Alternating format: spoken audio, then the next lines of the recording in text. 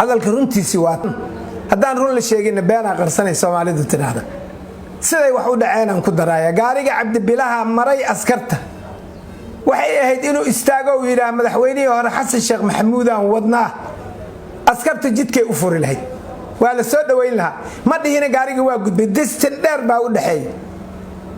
markuu gudbay waxay joojiyeen gaarigii dambe si ay u hubsadaan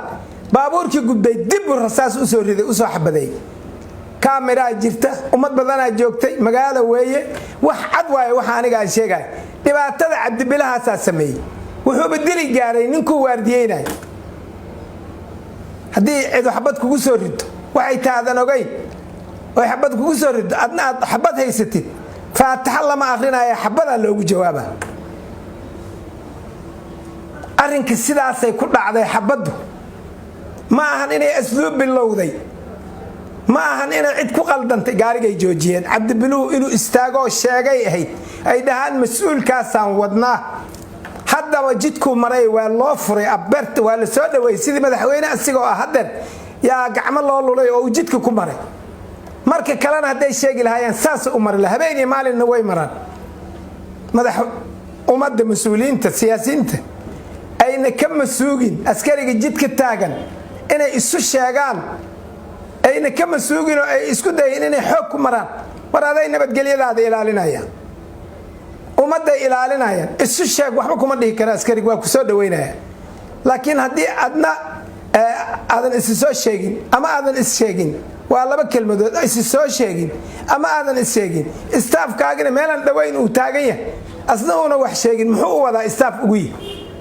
staaf wuxuu yahay inuu istaaga baabuurka meesha askartu ila war madaxweynihii hore aan wadnaay wadada u fura gaarigiisa lama joojiyeen dhabta inaan kala leexana ma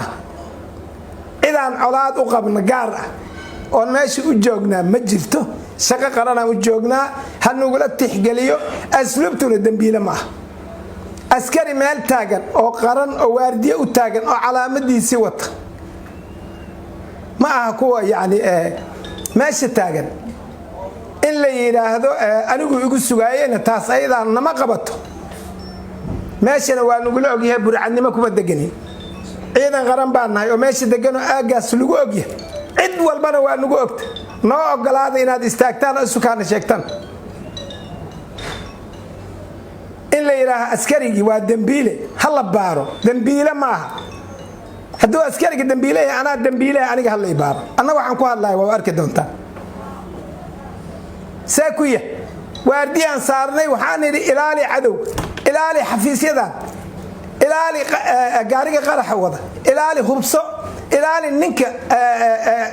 محيه هيتو إسو صاحر حريو إنو غر حرم كإلالي تيبو تاقيها بيني مال دنبيلاتها إن لوغو درماه مدى كلام وحاميش مراي مدحويني هوري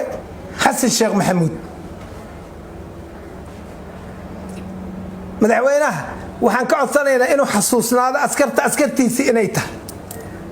kuwa shalay madaxweynaha u ahaa maantana uu raadinayo inuu bari u noqdo inay tahay inuu xasuusnaadaan ka codsanaynaa waxaan leenahay cid kastoo meeshaas marayso oo muwaadin oo run sheega askartaas waa dhibaataysan yihiin in gacan la siiyo waxay ilaalinayaan adawgi dalkan qarxinayo oo la soo kuusay oo 2000 oo nin tiradooda gaartay yaa meesha ku jiro ilaalinaya hadii meesha ayda la furbad xeebteeda loo soo maray xabsiga waa la qabsanaya hadii birta soo la qaado maxkamadaha la galay waad ogtiin hadda ka hor inta loo soo labistay darajo ciidan Soomaaliya yaa maxkamadaha la weeraray annagoo tiika aan baqaadayna waxaan ku amarnay darajo kasta watay ninkii idin soo marayo hubsada hubsina halal la siistaa liida hal hubsada shaqadooda ay meesha u joogaan